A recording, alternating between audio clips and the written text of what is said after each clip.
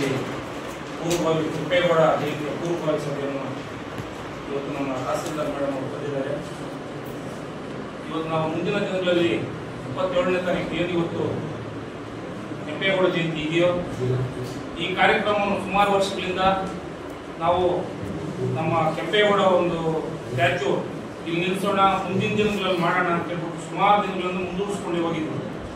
ನನ್ನ ಒಂದು ಅಭಿಪ್ರಾಯ ಏನು ಅಂದ್ರೆ ಅವತ್ತು ಡೇಟ್ಗೆ 27ನೇ ತಾರೀಕು ಅಂದ್ರೆ 27ನೇ ತಾರೀಕು ಎಲ್ಲ ಹಳ್ಳಿಗಳಿಗೂ ಮಾಹಿತಿ ತಿಳಿಸಿ ಇಲ್ಲಿ ಒಂದು ಕಮಿಟಿ ಮಾಡಿ ಕಮಿಟಿ ಪ್ರತಿಯೊಂದು ಹಳ್ಳಿಗೂ ಹೋಗ್ಬೇಕು, ಅವ್ರ ಮನವರಿಕೆ ಮಾಡಿಕೊಡ್ಬೇಕು.